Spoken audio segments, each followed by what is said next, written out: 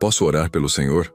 Perguntou Lia de pé, com os pés descalços e a barra do vestido rasgada, parada em frente ao banco onde Arthur Almeida, presidente do grupo Almeida em Teixeira, revisava e-mails no celular. Eram 11 horas da manhã de um sábado abafado e ele havia saído do prédio corporativo apenas para tomar um café e ter 15 minutos de silêncio. Mas aquela menina interrompeu sem hesitação. Ele levantou os olhos, desconfiado. Pensou que ela pediria dinheiro, um lanche, alguma ajuda, mas ela não estendeu a mão, apenas ficou ali parada, com os olhos fixos, como se já tivesse feito aquilo antes. Orar por mim? Ele disse, franzindo o senho. Por quê? Lia respondeu com simplicidade. Porque o senhor tá triste. Arthur deu um sorriso breve, seco, querendo encerrar o contato, mas ela não saiu. Tá triste sim. A cara do senhor tá pesada. E ninguém que tá bem fica com o celular colado na mão e o olho perdido. Ele respirou fundo. Tinha tido uma semana com 3 reuniões canceladas, 2 decisões judiciais contra ele e uma notificação de que o próprio filho Caio, de 13 anos, havia mudado de cidade com a mãe sem sequer se despedir. Mas não ia contar isso para uma criança de rua. Você nem me conhece, respondeu. Lia fechou os olhos e começou a orar ali mesmo, sem tocar nele.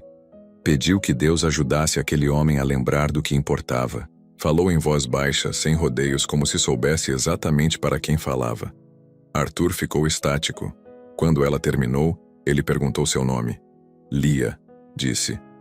E você mora onde, Lia? Agora em lugar nenhum, com a minha avó. A gente tá ali na praça. Arthur olhou na direção indicada e viu uma senhora de cabelo grisalho, sentada encostada no tronco de uma árvore, com o que parecia ser um cobertor fino no colo. Ela tá doente? Ela tem dor na perna. E tem dia que a gente não tem onde dormir. Você já comeu hoje? Comi pão com chá. Ele se levantou. Quer tomar um suco? Se for de uva. Comprou 2 copos numa barraca de esquina e sentaram no mesmo banco. Lia tomou o suco como se já estivesse acostumada com aquele lugar, mas sem perder de vista cada movimento ao redor. Arthur, que havia construído um império sobre contratos de segurança privada e gerenciamento de risco, sentia-se desarmado por uma menina de 9 anos. Você vem aqui todo dia? Perguntou. Só sábado, porque é quando dá para sair com a avó. E o resto da semana? A gente fica no abrigo quando sobra vaga. Você estuda? Fazia tempo, depois parei. Por quê? Porque minha mãe morreu e eu fiquei com a avó. Depois minha avó caiu e eu faltei muito. Ele não respondeu. Apenas ligou para o motorista, Daniel, e pediu para vir buscá-lo. Você quer conhecer um carro com ar-condicionado? Lia riu. Com ar, não. Mas já andei de Kombi com a janela aberta. Arthur sorriu. Então vem comigo. Foram juntos até o carro. Daniel hesitou ao ver a menina. Tá tudo bem, senhor? Ela vai com a gente. Só hoje. Claro. Ao chegar no apartamento de cobertura no centro da cidade, a governanta Rosa se assustou. Senhor Arthur, quem é? Essa é Lia. E lá fora tá a avó dela, Dona Cecília. Elas vão ficar aqui por enquanto. Rosa não questionou. Ligou para a cozinha. Marina, a cozinheira, preparou sopa e pão. Lia comeu sem falar muito. Depois pediu para tomar banho. Rosa a ajudou.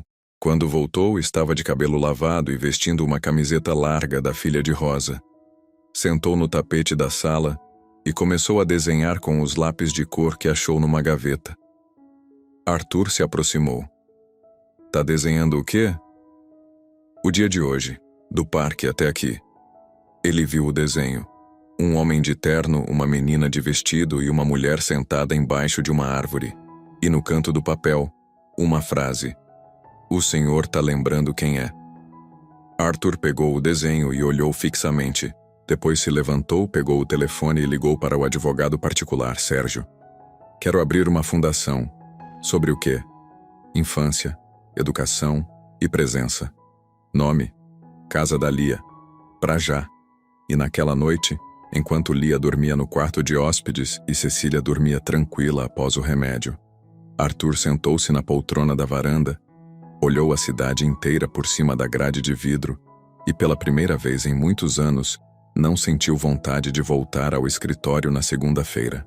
No dia seguinte, Arthur acordou antes do sol.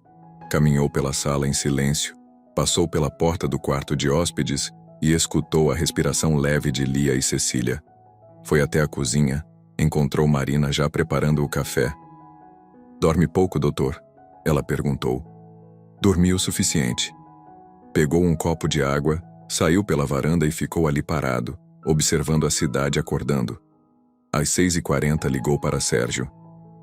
"Tem alguma posição da papelada?" "Já estou com os formulários. Falta a assinatura.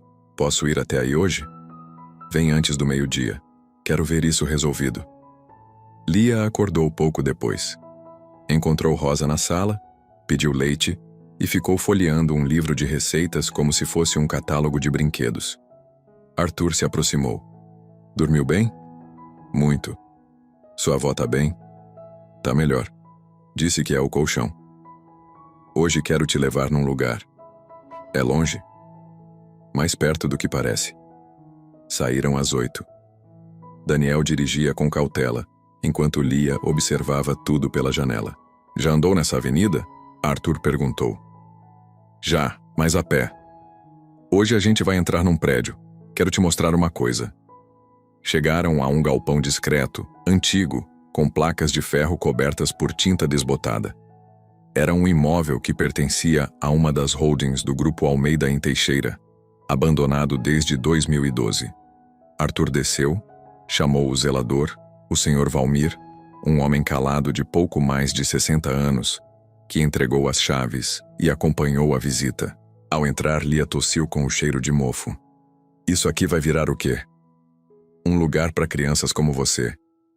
"Vai ter cama?" "Vai." "E comida?" "Todo dia." "E ninguém vai mandar embora?" "Não se depender de mim." Percorreram o galpão por quase 20 minutos. Arthur fez anotações no celular, pediu fotos do local, orientou Valmir a solicitar uma equipe de limpeza e pintura ainda naquela semana. Na volta, passaram por uma praça onde um grupo de jovens fazia aula de reforço ao ar livre. Lia apontou. "Ali é onde eu ia quando tinha reforço." "Você estudava ali?" "Com a professora Rita. Ela ensinava matemática." "Você gostava?"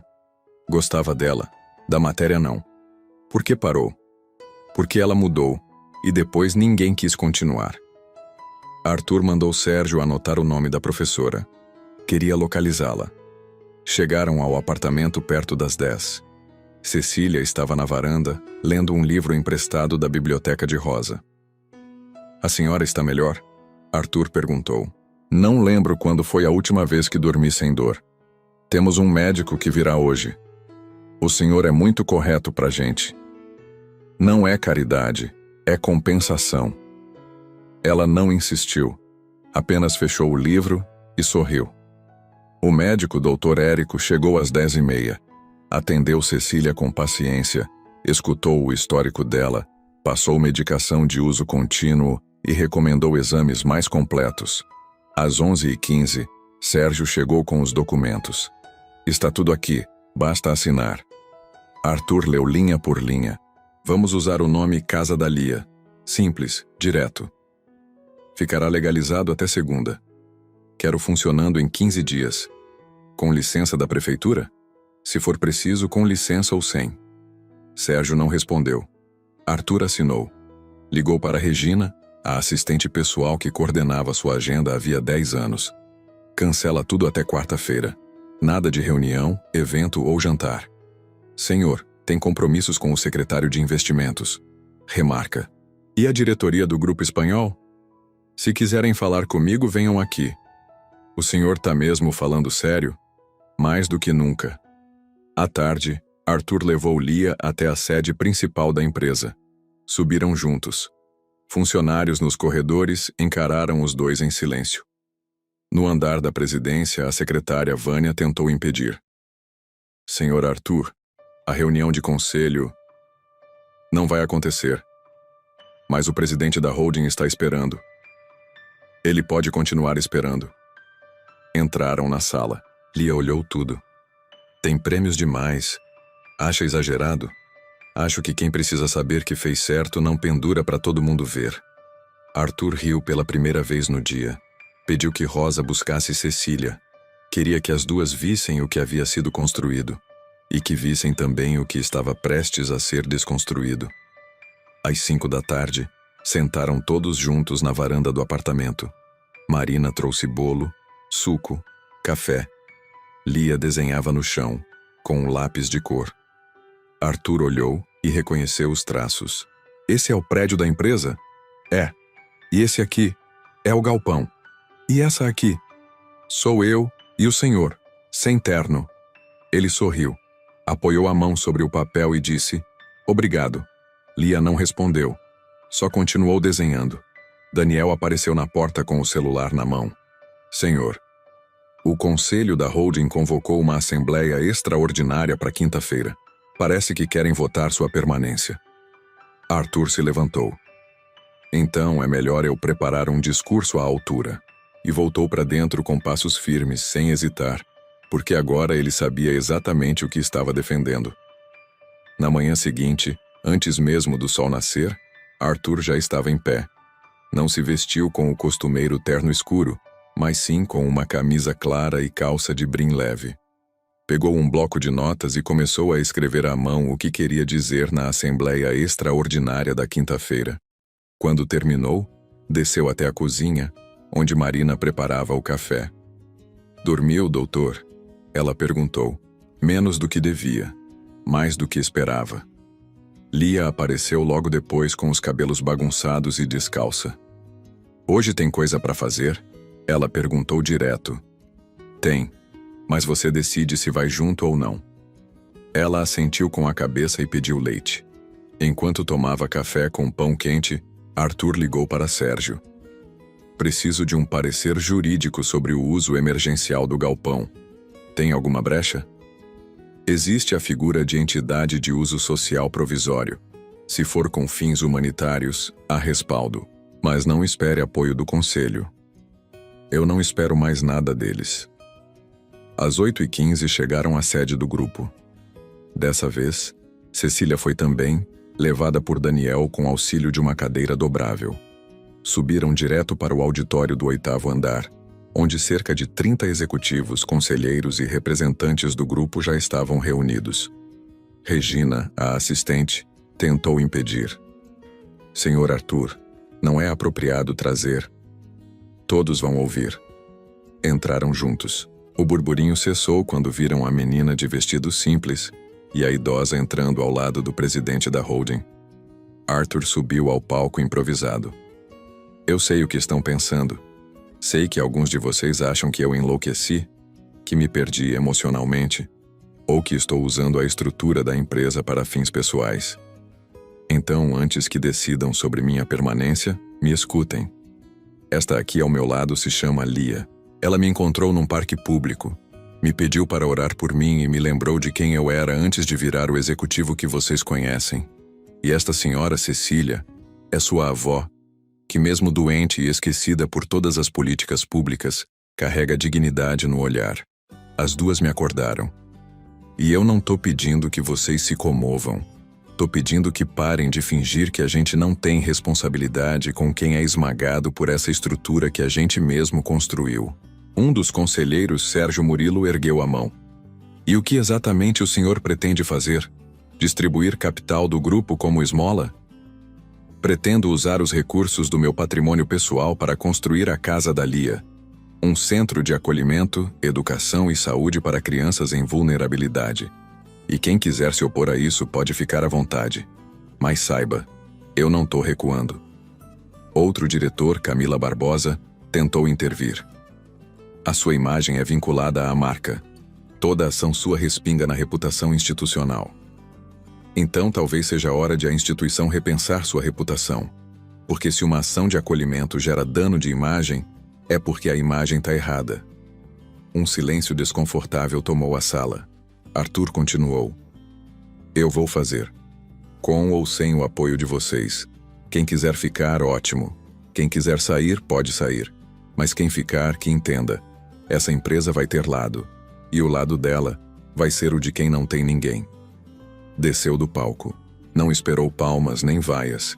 Apenas saiu com Lia e Cecília ao lado. No caminho até o elevador, Camila o seguiu. Você sabe que isso vai cair na imprensa, né? Deixa cair. Vão te pintar como desequilibrado, populista, inapropriado. Desde que não me chamem de omisso, já vai estar melhor do que antes. Quando chegaram ao térreo, Daniel os esperava com o carro. No caminho de volta, Lia perguntou: O senhor ficou bravo? Não.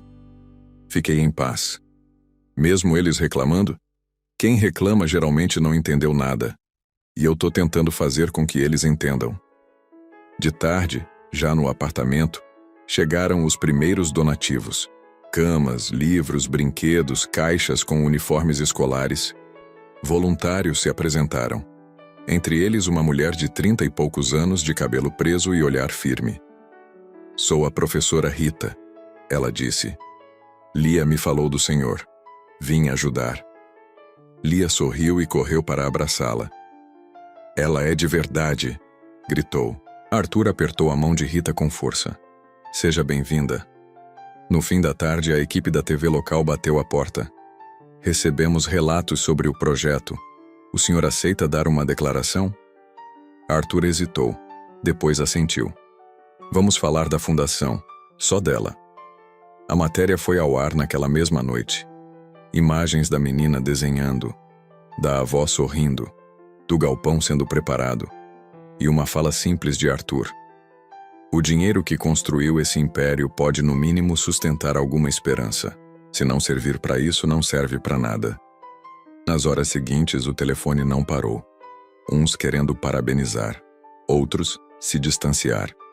Um repórter insinuou que tudo era jogada de marketing. Arthur respondeu com um texto publicado nas redes sociais da empresa. Marketing é quando se pensa em imagem. Isso aqui é memória. E enquanto a cidade se dividia entre aplausos e dúvidas, Lia dormia abraçada à avó num quarto limpo, com ar-condicionado suave e uma luz de abajur acesa. Arthur passou pela porta, viu as duas dormindo, encostou devagar e voltou para a sala, onde sentou-se diante de um caderno em branco. Pegou a caneta e escreveu uma frase que não sabia de onde vinha, mas que sentia ser o início de alguma coisa maior. Tem hora que a oração não resolve tudo, mas faz a gente lembrar do que precisa resolver. Depois fechou o caderno e olhou pela janela, com a certeza de que pela primeira vez em muitos anos, ele não estava mais olhando para a cidade de cima, mas de frente. Arthur acordou antes das 6 da manhã com o celular vibrando insistentemente. O nome na tela era de Rubens, seu assessor de imprensa. Arthur, a matéria da TV explodiu. Tá nos portais, redes, até colunista político comentando. Tão dizendo que você é o primeiro bilionário a se engajar de verdade com moradia e infância. Arthur, com a voz ainda rouca, respondeu apenas: Ótimo. Vamos continuar trabalhando para merecer esse comentário. Desligou, se espreguiçou e caminhou até a varanda. O sol nascia, e Lia já estava acordada, sentada com um caderno de desenhos no chão. Tive uma ideia, ela disse sem levantar os olhos. A gente podia chamar a casa de Fundação Abraço, porque abraço é quando a gente tá sozinho e alguém lembra da gente. Arthur sorriu e respondeu: É exatamente isso. Cecília, a avó, também acordava, e Marina preparava café para todos. Ainda no café da manhã, Daniel chegou com o notebook na mão. As doações aumentaram mais de 400% desde ontem. Gente querendo ajudar com comida, móveis, serviços. E olha isso aqui. Uma arquiteta chamada Rosa propôs um projeto de reestruturação do galpão, sem custo. Arthur olhou para as imagens no computador e assentiu. Chama ela aqui? Às 10 da manhã, a sala estava cheia. A arquiteta Rosa, o advogado Sérgio, a professora Rita, Marina, Daniel, Lia, Cecília e 2 voluntários recém-chegados, Ana, estudante de pedagogia, e Mauro, técnico em enfermagem. Rosa mostrou plantas e disse: Com materiais simples e reaproveitados, consigo levantar o básico em 2 meses. Vai depender mais de mão de obra do que de verba. Arthur olhou para o grupo e disse: então vamos começar hoje. Mandaram buscar ferramentas, madeira, tinta, cimento. Ligaram para vizinhos, abriram grupos nas redes, pediram voluntários. No início da tarde, chegaram os primeiros trabalhadores, um encanador desempregado, uma enfermeira aposentada, um jovem pedreiro recém-saído do sistema prisional. Marina distribuiu água e pão. Cecília sentou na entrada com sua cadeira de rodas e cumprimentava cada pessoa com um bem-vindo sussurrado. Lia entregava crachás improvisados feitos com cartolina. E Arthur, de luvas nas mãos, ajudava a carregar tábuas, pregar vigas e limpar paredes. Uma repórter apareceu de surpresa e perguntou: por que o senhor está fazendo isso com as próprias mãos? Ele respondeu: porque por muito tempo eu usei só as palavras. À noite, todos estavam exaustos, mas ninguém queria ir embora. Acenderam luzes improvisadas. Tocaram músicas baixinho de um rádio antigo. Uma jovem violinista apareceu e tocou por meia hora para as crianças que já começavam a frequentar o espaço mesmo sem estrutura. A emoção tomou conta. Marina chorava em silêncio. Mauro organizava uma lista de medicamentos. Ana montava um cronograma de atividades educativas. Rosa rabiscava no papel ajustes para tornar o espaço mais acolhedor. E então chegou o carro preto, com vidros escuros, estacionando bem em frente ao portão. Dele saiu um homem engravatado com o crachá do Conselho Municipal. "Senhor Arthur Vasconcelos?" perguntou. Arthur assentiu. "O senhor foi notificado. Estão pedindo embargo imediato da obra por ausência de alvará e risco à segurança pública. A fundação não tem registro formal. E denúncias foram feitas sobre possível uso indevido de recursos privados para fins paralelos à holding da qual o senhor é sócio majoritário." Arthur pegou o papel da mão do fiscal. Leu sem expressão. Lia puxou seu braço e perguntou: "Eles vão fechar tudo?" Arthur não respondeu. Apenas caminhou até a arquiteta Rosa e disse: "Por hoje é só, mas ninguém desmonta nada ainda. Amanhã cedo a gente vai direto para a secretaria." Marina sussurrou: "Vão travar tudo." Daniel, do lado, disse: "Eles vão tentar." Cecília, mesmo sem ouvir direito, percebeu o clima e disse em voz fraca: "Toda vez que tentam calar a bondade, é porque ela fez barulho certo." Arthur foi até o portão, olhou para a rua, respirou fundo e falou alto o suficiente para que todos ouvissem. "Se querem travar o projeto, que mostrem no jornal a imagem do fiscal expulsando crianças de um espaço limpo com cama e comida, porque amanhã eu trago câmera.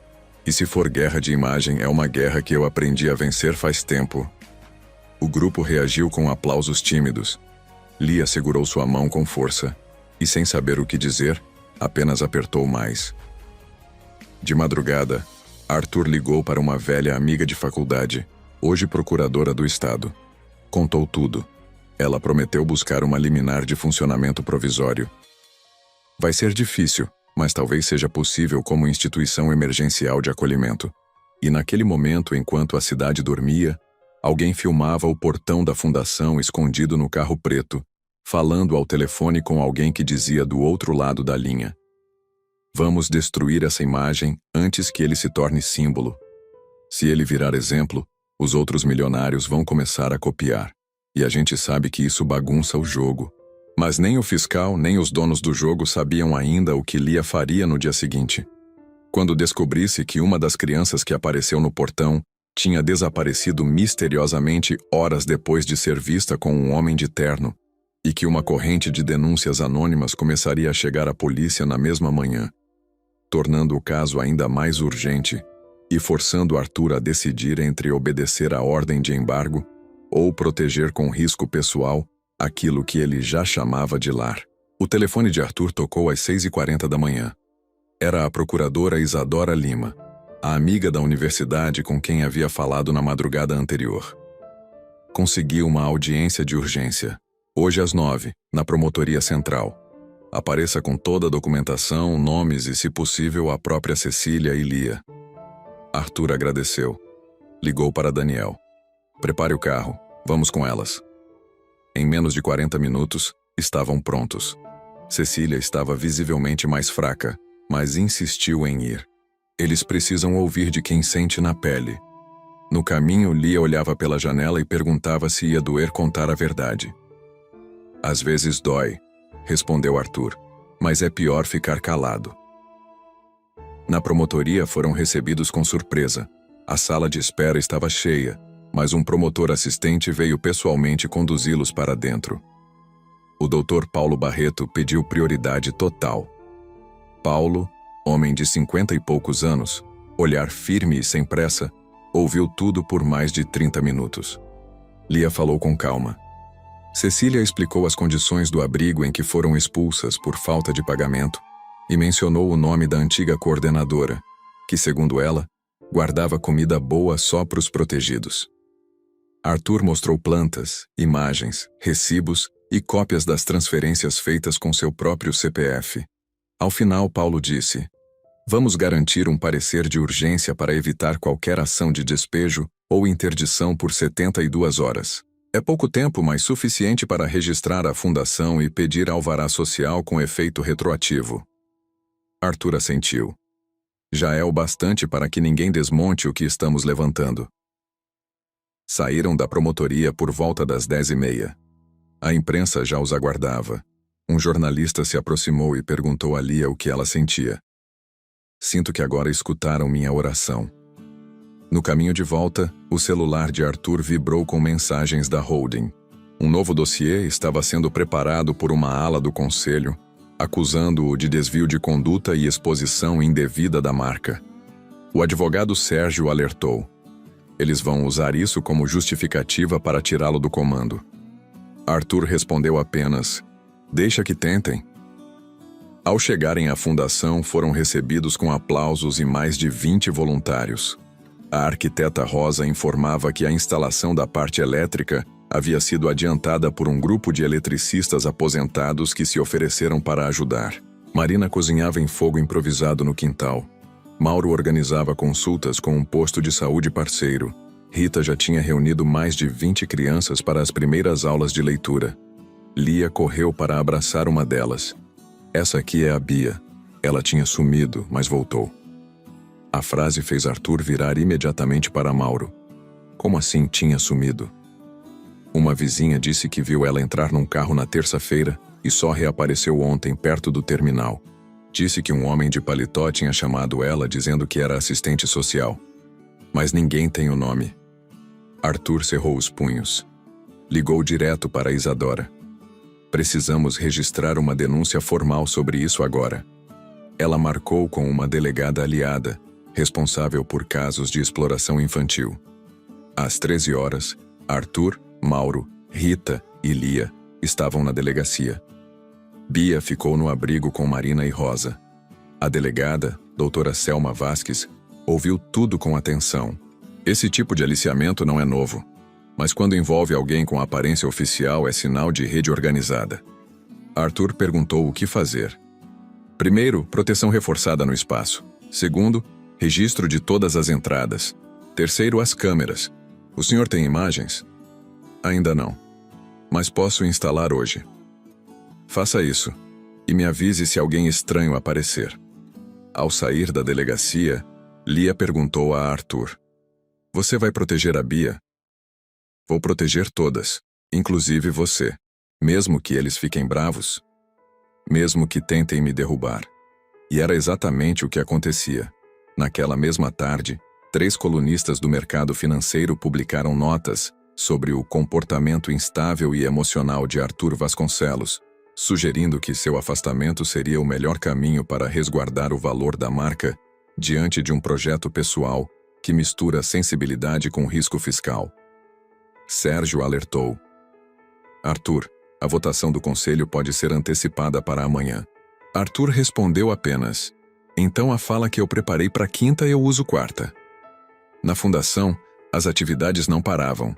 Um artista plástico ofereceu murais para as paredes. Uma empresa pequena doou colchões. Um padeiro da periferia levou pães para o jantar.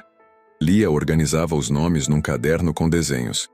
Esses são os que chegaram hoje, e esses os que voltaram. Ao ver o nome de Bia sublinhado com coração, Arthur sentiu uma fisgada no peito. Aquilo não era mais um projeto, era um elo. E nenhum conselho, nenhum colunista e nenhuma acusação velada ia quebrar o que já se formava ali. Ao anoitecer, a delegada Selma ligou. Precisamos conversar. Descobrimos uma coisa sobre o carro que levou a Bia, e não é pequena. Arthur chegou à delegacia menos de 20 minutos depois da ligação da delegada Selma. Estava com Mauro, Sérgio e Daniel. Na sala, Selma os aguardava com 3 pastas abertas sobre a mesa e o rosto grave. Localizamos o carro que pegou a Bia. Placa clonada. Veículo registrado em nome de uma empresa de fachada no interior do estado. O motorista foi visto em outros bairros nos últimos meses tentando abordar outras meninas. Usava um crachá falso da assistência social. Isso confirma uma operação de aliciamento. Mas o mais grave é que um dos documentos falsificados carrega um selo semelhante ao da Fundação de Desenvolvimento Infantil Betel. E essa fundação é subsidiada por recursos de empresas do próprio setor privado. Inclusive, 3 delas são fornecedoras indiretas da holding da qual o senhor ainda faz parte. Arthur não respondeu. Olhou para Sérgio, que balançou a cabeça em silêncio. Selma continuou. O que isso significa é que há dinheiro circulando por dentro de contratos que ninguém audita, e alguém muito acima deu cobertura para esse tipo de movimentação. Mauro perguntou. Isso é tráfico? Selma assentiu. É aliciamento com intenção de tráfico, e como não há denúncia direta das famílias, porque essas meninas são invisíveis, os caras fazem isso há anos. Mas agora a história furou a bolha. E o nome de vocês já está rodando em grupo de políticos. Arthur apoiou as mãos sobre a mesa. O que eu preciso fazer? Primeiro, segurança reforçada. Segundo, tornar público antes que eles controlem a narrativa. Terceiro, não sair da frente. Lia e Cecília estavam na casa da Lia quando Arthur chegou no fim da tarde. Ele passou direto por todos os voluntários e foi até Lia. Eu preciso que você me diga o nome de todas as meninas que já dormiram aqui, desde o primeiro dia. Lia abriu o caderno. Tinha 38 nomes. 15 tinham voltado mais de uma vez. 5 haviam desaparecido e voltado. 2 não foram mais vistas. Arthur pegou o caderno, escaneou página por página e mandou direto para Selma. Em seguida, reuniu todos no pátio. Marina, Rosa, Rita, Mauro, Ana, Daniel e outros voluntários. A partir de agora, portão fechado, controle de entrada, câmeras instaladas, ninguém dorme sozinho. E toda criança que chegar será registrada com foto, nome, contato e o máximo de informação possível. Essa casa é alvo. Rosa perguntou. Alvo de quem? Arthur respondeu. De quem lucra com silêncio. Às 19 horas, a imprensa já publicava as primeiras matérias. Carro suspeito de rapto circulava com documentos falsos vinculados a projetos sociais terceirizados. Arthur Vasconcelos teria financiado sem saber entidades envolvidas com exploração infantil. Sérgio ligou. Arthur, isso vai bater na CVM. Eles vão te pressionar com processos de responsabilização. Arthur disse. Que tentem. Se entrarem com processo, a gente entra com denúncia criminal. Na mesma noite, Arthur convocou uma coletiva improvisada na própria casa da Lia. Câmeras posicionadas, um banner com o nome da fundação atrás e uma única mesa com ele, Selma e Lia sentados. Ele falou com voz firme. O que descobrimos é grave. Muito grave. A casa da Lia não é só uma iniciativa de acolhimento. Agora ela é evidência. E enquanto houver um nome, um rosto, uma menina que precise ser protegida, eu não vou recuar. A partir de hoje, esta casa tem proteção jurídica, apoio da promotoria e vigilância digital voluntária. Quem tentar derrubar vai aparecer. A coletiva durou 11 minutos, mas em menos de meia hora já era manchete nacional. Enquanto isso, nas redes, perfis anônimos começaram a publicar supostas fotos antigas de Arthur em festas com empresários investigados. Tentaram ligar seu nome a fundos irregulares e um escândalo de 12 anos atrás que envolvia o uso de laranjas na compra de terrenos em Paraty. Sérgio ligou. Eles começaram. Arthur respondeu. Então a gente vai até o fim. À meia-noite, já de volta ao apartamento, Arthur sentou-se na poltrona da varanda e olhou para o caderno de Lia, agora digitalizado e armazenado em nuvem. Pegou o celular, ligou para Isadora. Se der tudo errado, você assume a fundação. Vai dar certo, mas se não der, me promete. Prometo. Olhou para o céu, respirou fundo e entrou no quarto de hóspedes. Lia dormia com Cecília, ambas tranquilas. Na mesa de cabeceira, o mesmo caderno com os nomes. Ao lado, um bilhete escrito por Lia. Se amanhã tiver outro sumiço, a gente vai atrás. Sempre. Arthur guardou o papel no bolso. Amanheceria em poucas horas. E quando o sol subisse, ele precisaria encarar não só o conselho da empresa, mas uma rede inteira que se movia no subterrâneo da cidade, pronta para silenciar qualquer tentativa de justiça que viesse do alto. Arthur chegou ao prédio da holding às 7h50 da manhã, vestido com camisa branca de mangas dobradas, sem paletó, sem gravata. Daniel o acompanhava em silêncio, carregando uma pasta com documentos impressos, um pendrive com vídeos da casa da Lia e a cópia do boletim de ocorrência envolvendo o desaparecimento e reaparecimento de Bia. Na recepção, os seguranças hesitaram. Um deles falou discretamente ao rádio e, segundos depois, a porta de vidro foi destravada. Arthur atravessou o saguão como se fosse a primeira vez que pisava ali, mesmo sendo o fundador daquele império. Subiram para o 20º andar, onde o conselho de administração se reunia. A sala já estava lotada. Eram 10 conselheiros sentados ao redor da mesa de carvalho maciço, além de 3 advogados da holding e um representante da Comissão de Valores Mobiliários, chamado Marco Lins. Arthur entrou sem anunciar. Sentou-se na cadeira ao centro, abriu a pasta e colocou sobre a mesa apenas o caderno de Lia e o pendrive.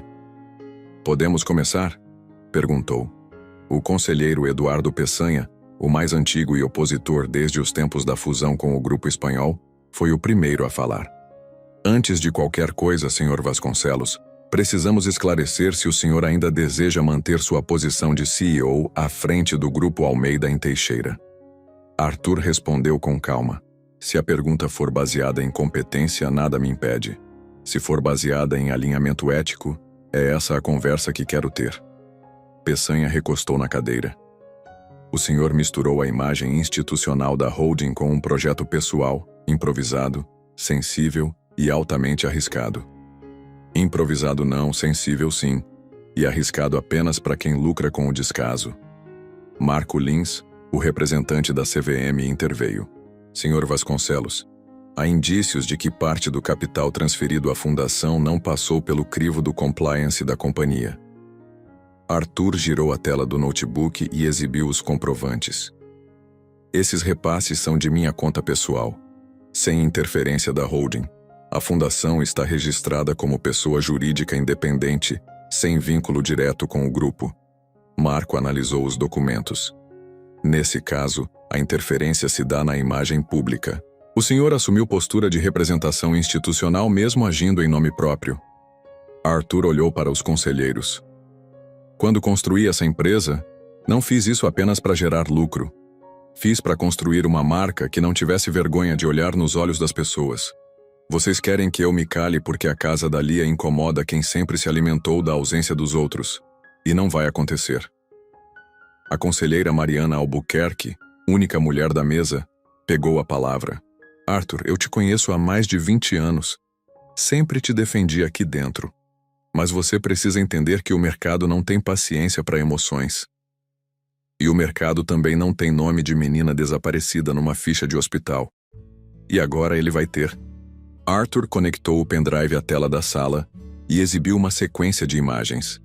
Crianças chegando à casa da Lia, depoimentos de voluntários, vídeos de Cecília sorrindo ao lado de Lia, trechos da entrevista da professora Rita, E por fim, o trecho da coletiva em que a delegada Selma dizia: "Essa é uma investigação que envolve 3 fundações, 2 empresas de fachada e o desaparecimento de pelo menos 6 meninas em 4 bairros diferentes." Quando o vídeo terminou, Arthur ficou em silêncio. Ninguém falou. Marco Lins limpou os óculos. Mariana olhou para baixo. Peçanha respirou fundo. Arthur então abriu o caderno de Lia. "Aqui tem 38 nomes. Alguns não voltaram. Outros chegaram calados, com medo. Outros foram parar na rua porque ninguém se importou. Isso aqui é o relatório mais verdadeiro que eu já recebi desde que virei executivo. E eu não vou abandonar isso porque vocês acham que reputação é mais importante que dignidade." Marco Lins suspirou. "Senhor Vasconcelos, o conselho vai deliberar." "Deliberem." Arthur se levantou. "Mas saibam que se decidirem pelo meu afastamento, vocês também estarão dizendo que essa empresa não está preparada para enfrentar o mundo real. O mundo onde as crianças somem e ninguém liga. O mundo onde quem tem tudo se recusa a dar o mínimo. E se for esse o recado que querem dar, então tenham coragem de colocar isso em ata." Saiu da sala com Daniel atrás. Não falou nada até entrar no elevador. Quando as portas se fecharam, soltou o ar pela boca e disse apenas: "Agora é com eles." Do lado de fora, no térreo, repórteres já o aguardavam. Ele caminhou direto sem responder a nenhuma pergunta. Chegou à casa da Lia antes das 10. Lia correu para abraçá-lo. "Tá tudo bem?" ela perguntou. "Tá ficando." Cecília o esperava sentada, com um livro no colo. Marina servia café.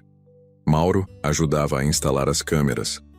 Rosa supervisionava a instalação de janelas novas nos fundos. Um grupo de arquitetos da Faculdade de Engenharia ofereceram uma cobertura para a parte externa. E pela primeira vez, a casa da Lia começava a parecer mais com uma escola do que com um abrigo improvisado. Às 11h30, o telefone tocou. Era Mariana. "Arthur, a votação acabou." "E?" "Ficou empatado, 5-5. "E o desempate?" Marco Lins votou por sua permanência, condicionada à separação total entre sua imagem pessoal e a marca do grupo, e com recomendação pública de que você não fale em nome da empresa. "Aceito. Mas você sabe que isso não encerra a guerra, né? Nunca achei que seria fácil. Se precisar de mim, eu vou precisar." Arthur desligou e voltou ao salão principal. Lia estava desenhando. "Esse aqui é o senhor falando com um monte de gente em volta." "É o conselho. Eles deixaram, por enquanto. E agora? Agora a gente termina o que começou." Daniel entrou com um envelope. Chegou por portador, sem remetente. Arthur abriu. Dentro havia uma foto. Nela aparecia Cecília num ponto de ônibus, Lia ainda bebê no colo, e atrás delas, um homem de barba curta, segurando uma pasta preta. No verso da foto, apenas uma frase: "Nem tudo é o que parece, e ela sabe mais do que contou." Arthur olhou para a imagem por longos segundos. Depois olhou para Cecília e entendeu que a história da casa da Lia talvez tivesse começado muito antes daquela oração no banco do parque. Arthur ficou com a foto nas mãos por quase 2 minutos sem dizer palavra. Cecília, sentada no mesmo canto de sempre da varanda da casa da Lia, virava lentamente as páginas do livro como se não sentisse o peso do olhar dele sobre ela. Daniel notou a tensão e sussurrou: "Reconheceu o homem da foto?" Arthur assentiu devagar. "Sim, é o Dr. Jonas Xavier. Trabalhou no departamento jurídico da empresa há uns 12 anos. Saiu sem aviso. Você acha que tem a ver com a Fundação Fantasma?" "Tenho quase certeza." Arthur caminhou até Cecília. Sentou ao lado. Mostrou a imagem sem dizer nada. Ela olhou por alguns segundos. A mão tremeu levemente, mas os olhos não fugiram da fotografia. "Ele reapareceu?" ela perguntou. "Ainda não. Mas mandaram isso hoje. Ele me seguiu por 3 meses depois que minha filha morreu. Aparecia em lugares onde a gente pedia ajuda. Ficava calado, com o mesmo olhar. Depois um dia me entregou uma carta e sumiu." "Você guardou?" "Não. Queimei." "Por quê?" Porque ele disse que se alguém achasse aquela carta, a gente ia sumir também. Arthur apertou os olhos. Você nunca me contou isso. Porque você estava olhando só para frente. E tem coisa que a gente só conta para quem olha de lado também. Arthur levantou-se, ligou para Isadora e pediu que ela levantasse qualquer informação recente sobre Jonas Xavier. Ela prometeu retornar em 2 horas. Enquanto isso, Mauro trouxe uma menina nova até a casa. Tinha 7 anos, se chamava Yasmin, cabelo raspado de um lado, e vinha do mesmo terminal onde Lia e Cecília tinham passado dias dormindo antes do encontro no parque. Ela chegou perguntando se esse era o lugar da menina que desenha com corações, contou Mauro. Lia apareceu correndo e a abraçou de primeira. Você tá segura agora? Enquanto as duas se sentavam no chão para desenhar, Marina organizava doações de roupas e alimentos, e Rita reunia outras crianças para uma roda de leitura com histórias sobre coragem e medo. Rosa orientava os voluntários que instalavam divisórias para mais privacidade nos dormitórios. E mesmo com o calor, ninguém parecia cansado. Às 13h15, Isadora ligou de volta. Arthur, descobri que o Jonas Xavier está hoje em nome de uma firma de advocacia que presta serviço para 3 fundações de fachada. E mais, ele é réu em um processo por obstrução de investigação num caso de adoção ilegal arquivado há 8 anos. Sumiu logo depois. Mas alguém renovou seu registro profissional há 3 meses em nome de uma empresa registrada em Belo Horizonte. Consegue o endereço? Tô tentando com um conhecido no cartório. Mas tem mais.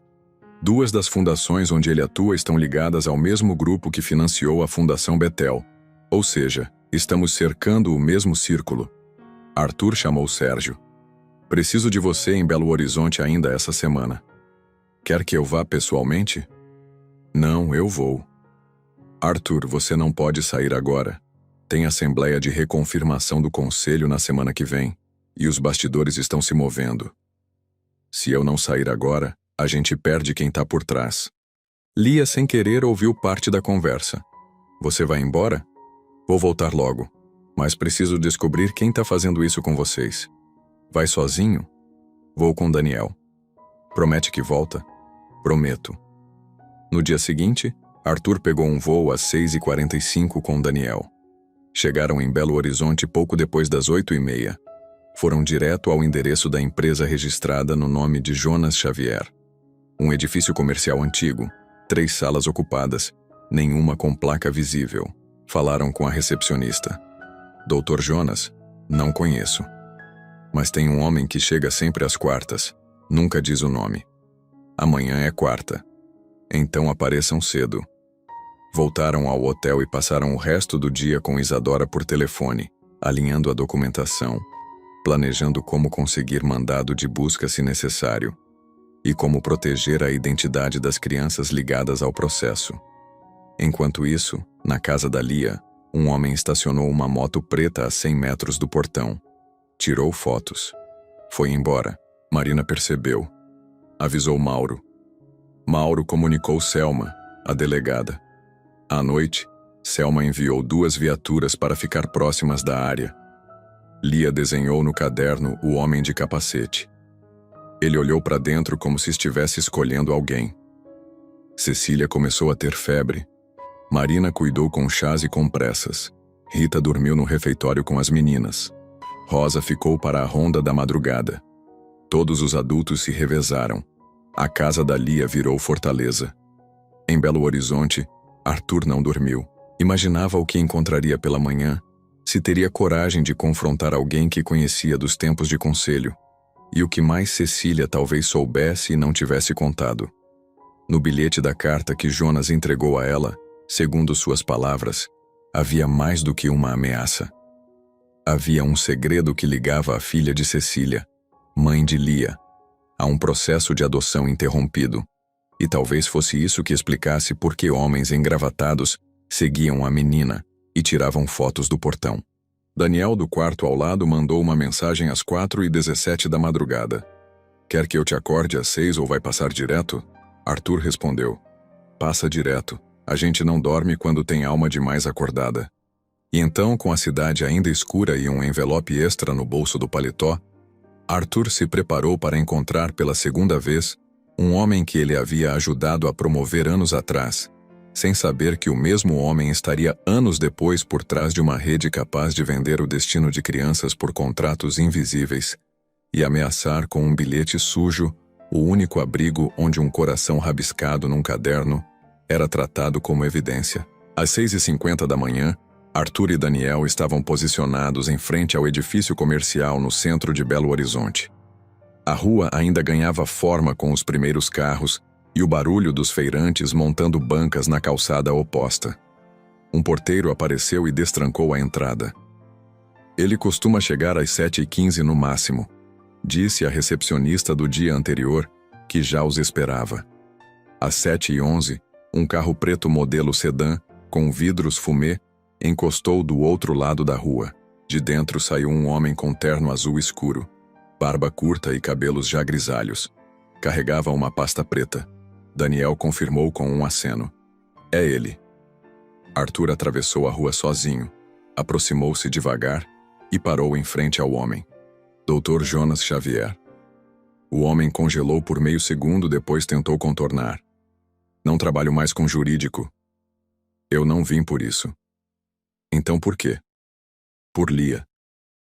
Jonas não respondeu. Abriu a porta do edifício, tentou seguir, mas Arthur bloqueou. Aquela foto, foi você? Se eu fosse você, parava por aqui. E se eu fosse você, não voltava a andar sozinho. Jonas virou-se, olhou fixamente. Você não entende. Isso começou antes de você nascer. Antes de sua empresa nascer. Então explica. Você não quer essa explicação. Quero. Jonas hesitou. Sala 3. 10 minutos. Subiram. Daniel ficou do lado de fora. Dentro da sala vazia, Jonas tirou o paletó, abriu a pasta e colocou sobre a mesa uma cópia antiga de um processo. Isso aqui é de 1999. Um pedido de guarda feito por uma mulher chamada Maria Cecília dos Santos. Mãe solteira. Queria adotar uma criança de 6 meses resgatada num hospital após tentativa de abandono. Só que a mãe biológica apareceu no último instante. Reivindicou a filha. E depois desapareceu com ela. Arthur franziu o senho. Isso tem a ver com Lia? A mãe biológica dessa menina era filha de Cecília, uma adolescente internada por uso de entorpecentes. A criança era Lia. Arthur sentiu o chão sumir. Quer dizer que Cecília tentou adotar a própria neta formalmente, mas a filha desapareceu com ela? Sim. E quando a menina reapareceu anos depois, já nas ruas com a avó, Cecília fingiu que nunca houve processo. E por isso ninguém podia saber. Porque havia registros. E por isso eu a segui. Porque fui pago por uma fundação a mando de um grupo interessado em dados de menores de idade desassistidos. Você sabia que ela era a mesma Lia do caso? Sou advogado. Saber é parte do contrato. Quem te pagou? Você já sabe quem. A mesma rede que agora manda homens de moto fotografarem o portão da casa da Lia. Arthur apoiou as mãos na mesa. E por que agora? Por que mandar aquela foto? Porque alguém dentro da empresa acha que você está indo longe demais e quer te lembrar que todo mundo tem ponto cego. Arthur respirou fundo. O que você ganhou com isso? Um silêncio confortável por mais de 10 anos. E agora uma escolha. Que escolha? Ou você recua, ou sua fundação vira símbolo, e símbolo assusta. Eu não recuo. Então se prepare, porque eles vão mexer em tudo. Na sua conta, no seu filho, na sua mãe. Arthur fechou a pasta. E você? Eu só entreguei o aviso. Agora você decide o que faz com ele. Arthur saiu da sala sem dizer mais nada. No carro, Daniel perguntou. Tudo certo? Tudo fora do lugar, mas mais claro. No aeroporto, pegaram o primeiro voo de volta. Chegaram à cidade às 13h40. Selma os esperava com novidades. O homem da moto foi identificado, ex-militar. Já atuou em segurança privada para políticos ligados à Fundação Betel. Mas o nome dele aparece também num relatório de desaparecimento de crianças em São Vicente. Tem ficha. E dinheiro entrando de empresa que também fornece para holding. Arthur olhou para ela. Você tem isso por escrito? Tenho. Então prepara o dossiê e manda para a imprensa. É sério? Se a guerra é pública, a gente também vai ser. Na casa da Lia, Lia e Yasmin desenhavam lado a lado. Cecília dormia. Marina preparava arroz com legumes. Mauro ensinava as crianças a lavar as mãos com música. Rosa pregava o nome Casa da Lia, numa placa de madeira feita à mão. Rita organizava uma pequena feira de livros no quintal. O lugar que nasceu de um gesto virou abrigo, escola, mural e santuário. E naquela tarde, às 15h27, enquanto o grupo montava um varal com desenhos feitos pelas crianças, Lia entregou a Arthur um envelope colorido. É presente. Dentro, havia uma folha onde Lia havia escrito com sua letra ainda torta. Se um dia o senhor esquecer de novo, lê isso. A gente só precisa de alguém que acredite. E no verso, desenhou o rosto de Arthur ao lado do dela. Coração entre os dois. Círculo ao redor. E do lado escreveu: proteção é coisa de verdade. Arthur dobrou o papel e guardou no bolso. Na mesma hora, o telefone vibrou. Era Mariana do conselho. Arthur, estão reunidos. Anteciparam de novo. Querem te derrubar até sexta. Ele respondeu sem hesitar.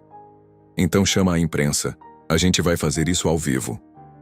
E pela primeira vez desde que assumiu o cargo, Arthur Vasconcelos preparava não apenas uma defesa, mas um ataque. Um ataque que não era só por ele, mas por cada nome do caderno, cada criança do quintal, cada mulher invisível que segurava o mundo em silêncio e cada oração que foi feita sem ninguém escutar. Arthur passou a noite em claro escrevendo à mão os tópicos da coletiva que faria no dia seguinte. Não queria assessoria, não queria marqueteiro, não queria linguagem corporativa. Queria a verdade. Verdade crua, escrita em caderno, com vírgulas fora do lugar, mas com sentimento onde devia estar. Às 5 da manhã ligou para Mariana. Tem certeza disso, Arthur? Ela perguntou. Absoluta. Vamos fazer na casa da Lia. Com a imprensa toda? Com quem tiver coragem de ouvir. Ligou para Selma e Isadora. Pediu proteção. Ligou para Sérgio. Pediu blindagem legal. Ligou para Daniel. Pediu apoio logístico. Às 7h45 já havia um caminhão com estrutura de palco estacionado na rua lateral da fundação. Um telão foi montado. A frente da casa recebeu flores trazidas por vizinhos. Voluntários penduraram cartazes com frases desenhadas pelas crianças. Aqui mora o respeito. A oração dela virou tijolo. Um coração não se demite. Às 9h20, jornalistas começaram a chegar. Às 9h50, Lia já estava ao lado de Cecília com roupa simples e cabelo preso por um laço roxo. Marina trouxe bolo e café para quem aguardava. Mauro organizava o espaço de entrada. Rosa pendurava mais cartolinas. Às 10 em ponto, Arthur subiu no pequeno tablado montado com madeira reaproveitada. O microfone chiou uma vez, mas ele não se incomodou. Respirou fundo. Olhou para o público, depois para as câmeras, e começou. Há algumas semanas eu sentei num banco de parque com um celular na mão e a alma vazia. Uma menina chegou e me perguntou se podia orar por mim. Aquilo mudou tudo.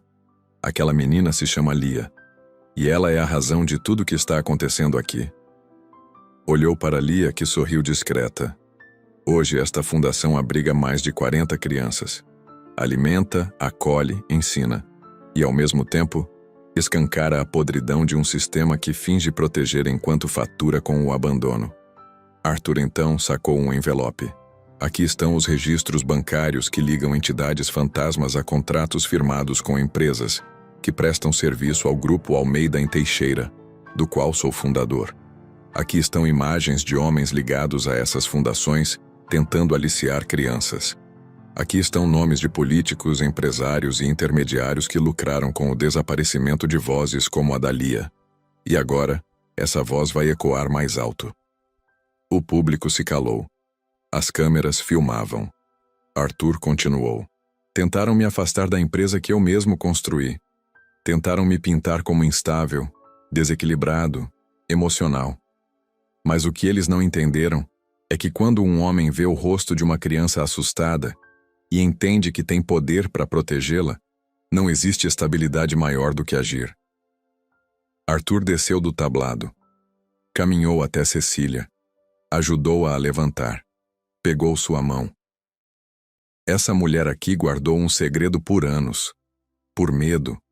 Por sobrevivência.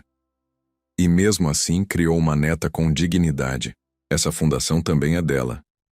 Um jornalista perguntou: Senhor Vasconcelos, isso é o fim da sua carreira como CEO? Arthur respondeu sem hesitar: Isso é o começo da minha vida como homem. Outro repórter perguntou: O senhor vai entregar esses documentos à justiça? Já entreguei. O senhor pretende transformar isso num movimento nacional? Não. Pretendo transformar em prática local. Onde uma criança precisar, que nasça outra casa da Lia. E que não precise do meu nome para existir. Selma subiu ao palco. Confirmou as denúncias. Disse que o inquérito estava em andamento. Isadora afirmou que já havia encaminhado os nomes à promotoria. E quando todos pensaram que era o fim, Arthur disse: Hoje de manhã, enquanto preparava essas palavras, recebi um e-mail anônimo. Nele havia um vídeo. O vídeo mostra a entrada de um prédio. 3 crianças entram. Só 2 saem. Isso aconteceu na sede da Fundação Betel. A terceira criança nunca foi registrada. Ele mostrou o vídeo no telão. As imagens eram granulosas, mas nítidas. A data era de 3 meses atrás. A comoção foi imediata. Alguns jornalistas choraram. Voluntários seguravam cartazes com os nomes das crianças já acolhidas. Lia escreveu em silêncio num papel: Ela ainda está viva? Arthur viu e respondeu apenas: Agora todos sabem. Na mesma tarde, 5 veículos de imprensa internacional publicaram matérias sobre o caso. 3 políticos se pronunciaram. 2 ONGs entraram com pedido de investigação federal. E à noite o prédio da holding foi cercado por manifestantes com faixas pedindo a permanência de Arthur e a investigação de todos os contratos com entidades sociais suspeitas. Enquanto isso, na casa da Lia, uma nova menina foi deixada no portão. Tinha 4 anos. Não falava. Apenas segurava um papel com um coração desenhado. Marina a pegou no colo. Lia a chamou de Flor. E Flor foi dormir com um lençol colorido. Entre outras meninas que agora sabiam que o mundo podia ser um pouco menos cruel quando alguém decidia que não ia mais fechar os olhos. A manhã seguinte começou com barulho de helicópteros sobrevoando a cidade e mensagens se acumulando nos celulares de todos os envolvidos na casa da Lia. A coletiva do dia anterior havia atravessado as fronteiras da imprensa local e chegado a agências internacionais. O vídeo das crianças entrando no prédio da Fundação Betel foi transmitido em rede nacional. Uma jornalista da Espanha entrou em contato com Marina, perguntando se poderia visitar o local. Um jornalista francês ligou para Isadora solicitando entrevista com Lia. O e-mail da fundação recebeu mais de 8.000 mensagens em 24 horas, e o telefone de Arthur tocava sem parar. Mas enquanto o mundo reagia, o sistema se fechava. Às 8 da manhã chegaram 3 notificações. Uma da Receita Federal solicitando explicações sobre movimentações patrimoniais, outra da CVM pedindo detalhes sobre contratos firmados nos últimos 5 anos com entidades sociais, e uma terceira, da própria holding, convocando assembleia extraordinária com pauta única. Afastamento imediato por quebra de conduta estatutária. Mariana ligou em seguida. Eles estão dispostos a tudo, Arthur. Você precisa saber disso. Eu já sei. E agora vou mostrar que eu também. Arthur pediu a Daniel que organizasse um encontro com os maiores acionistas minoritários. Quero todos eles numa sala, hoje, antes da assembleia. Eles não costumam se misturar. Hoje vão. Às 10h20 da manhã, 23 acionistas estavam reunidos num salão de hotel. Arthur entrou sozinho, sem papel na mão. Falou por 37 minutos. Contou a história desde o parque, Lia, Cecília, o caderno de nomes, os contratos podres, a tentativa de silenciamento, a pressão do sistema. Ao terminar, apenas disse: Vocês têm capital aqui dentro, mas quem tem coração, que fale agora. Um dos mais antigos, Sr. Álvaro Campos, dono de uma cadeia de farmácias, levantou e disse: Nunca achei que fosse votar com o coração, mas depois do que vi ontem, é a única forma de dormir em paz. 15 outros seguiram, a maioria silenciosa. Todos sabiam que os votos deles sozinhos não derrubariam o peso do bloco dominante. Mas Arthur precisava que o sistema interno sentisse que ele não estava só. Às 11h30, chegou à sede da holding.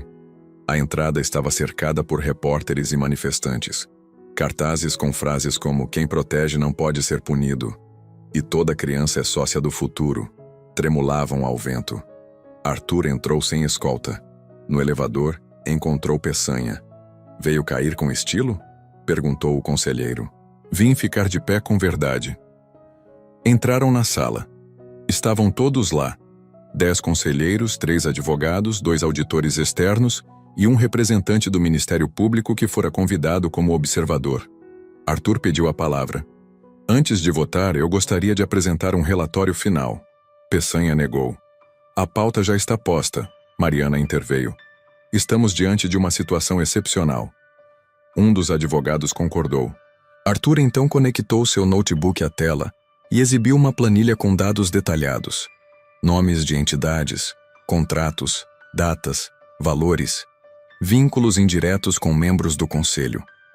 Alguns nomes ali eram velhos, conhecidos de todos. Outros, surpresa. Arthur não acusou ninguém diretamente. Apenas disse: "Se votarem pelo meu afastamento, estarão arquivando tudo isso. E se me mantiverem, estarão dizendo que o grupo pode se regenerar." O procurador assistia em silêncio. Ao final da apresentação, Mariana propôs a suspensão da votação até que os dados fossem analisados. Peçanha discordou. Houve discussão, votação. E pela primeira vez em anos a mesa se dividiu. 5 votos pela suspensão. 4 contra. 1 se absteve. Mariana sorriu. Suspensa por prazo indeterminado. Arthur saiu da sala sem comemorar. Sabia que não vencera. Apenas comprara tempo. No mesmo dia recebeu uma mensagem de Jonas Xavier. "Você não ganhou. Só pisou no chão minado." Ele respondeu: "Então eu vou atravessar correndo." Na casa da Lia, as crianças almoçavam arroz, feijão e legumes. Rosa organizava um grupo para a pintura dos muros. Mauro aplicava curativos em 2 meninos que chegaram com ferimentos leves. Selma apareceu com reforço da polícia para a vigília externa. E Cecília, mesmo fraca, sentou-se no quintal e contou histórias para 4 meninas novas. Lia desenhava no caderno um novo nome. "Essa aqui é a Ana Beatriz. Ela veio da cidade vizinha. A mãe foi embora, o pai sumiu, ela chegou com um papel na mão." Arthur pegou o papel. Nele apenas uma frase: "Ou você me protege, ou ninguém vai me ver." E naquela tarde, enquanto a cidade ainda decidia quem estava certo, a casa da Lia não esperava mais por justiça. Ela apenas fazia. Tijolo por tijolo, nome por nome, até que ninguém precisasse pedir para ser visto. Nas primeiras horas da noite, a suspensão da Assembleia na holding já gerava reações em cadeia. 4 veículos de imprensa transmitiam ao vivo comentários de especialistas em governança, alegando que o caso de Arthur Vasconcelos poderia se tornar um divisor de águas na relação entre grandes empresas e responsabilidade social real. Um dos maiores acionistas estrangeiros publicou uma carta de apoio público à manutenção de Arthur e ao projeto da Casa da Lia, destacando que capital sem ética é cimento solto. A repercussão gerou incômodo em conselheiros mais antigos, que viram suas imagens associadas a um possível boicote institucional contra o acolhimento infantil. Peçanha, irritado, tentou convencer os demais a retomar a Assembleia por via judicial. Mas Mariana já havia protocolado pedido formal de auditoria independente, blindando qualquer decisão precipitada. Na casa da Lia, Arthur observava os últimos movimentos do dia. Flor, a menina mais nova, brincava com um carrinho de plástico. Pia ajudava a professora Rita a organizar os livros. Mauro preparava uma lista de vacinas pendentes. Marina escrevia um cardápio semanal para a alimentação das crianças. Lia sentou-se ao lado de Arthur com um caderno novo. Esse aqui é só para nomes que a gente ainda vai encontrar. Ele leu. Pedro, Jéssica, Rafa, Ana, Tico, Luzia. Todos desapareceram? Todos apareceram no portão, mas nem todos ficaram. Arthur sentiu a garganta secar. Pensou em Jonas. Nos contratos, nas imagens, nos nomes apagados ao longo de anos. Pegou o telefone e ligou para Selma. A gente precisa começar um cadastro nacional, mesmo que seja simples. Nome, onde foi visto, com quem estava, data, traço marcante. Não pode depender do sistema. Tem que começar aqui. Selma topou na hora. Te mando uma equipe pequena amanhã cedo. No mesmo instante, Daniel recebeu um alerta. O sistema de câmeras da frente da fundação havia registrado 2 homens observando a fachada por quase 10 minutos. Rosto coberto, roupas comuns, mas postura de vigilância. Marina reconheceu um deles. Esse homem tentou falar com Flor na praça antes dela aparecer aqui. Disse que era tio dela. Arthur ligou para Isadora. Temos que oficializar proteção para as crianças. Não pode mais ser só vigilância informal. Isadora acionou a Defensoria Pública. Às 23 horas, chegou à casa da Lia um representante do Programa Federal de Acolhimento Provisório, que fez o primeiro levantamento formal das crianças ali presentes. 15 estavam sem documentação. 4 tinham boletins de ocorrência por desaparecimento arquivados. 2 tinham mandado judicial de reintegração familiar em aberto, mas nenhuma condição de voltar para casa. Arthur assinou um termo de responsabilidade civil, assumindo o risco até que a fundação fosse regularizada como instituição de assistência integral. A partir de agora, cada nome nesse caderno é meu também, disse ele ao representante. E assinou com uma letra firme. Na manhã seguinte, uma nova reportagem do jornal O Observador trouxe trechos inéditos de contratos internos da holding, revelando que pelo menos 6 fornecedores listados nos últimos 5 anos tinham vínculos diretos com entidades sob investigação. A diretoria de comunicação da empresa tentou emitir nota negando envolvimento, mas foi desmentida em menos de 1 hora por prints de e-mails e atas arquivadas. O presidente do Conselho de Ética do grupo, pressionado, emitiu comunicado afirmando que a governança falhou ao permitir contratos sem due diligence apropriada e que as denúncias levantadas por Arthur Vasconcelos precisavam ser tratadas com máxima prioridade. A crise era institucional e, ao mesmo tempo, as doações para a casa da Lia dobravam. Uma grande editora doou 200 livros. Uma empresa de móveis ofereceu reformar todos os quartos. Um instituto de pedagogia anunciou um programa de capacitação para professores e voluntários. E então veio a ameaça. Um envelope preto deixado na portaria do prédio onde Marina morava. Sem remetente. Dentro, uma única folha, com a frase: "Toda fundação tem um alicerce. Se a gente mexer nele, tudo cai." Arthur mandou periciar o papel.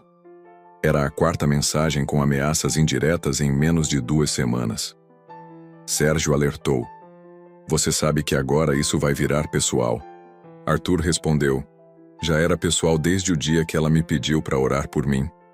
E naquela mesma noite, enquanto Daniel instalava câmeras extras e Selma organizava uma viatura fixa na rua da fundação, Lia desenhava no novo caderno.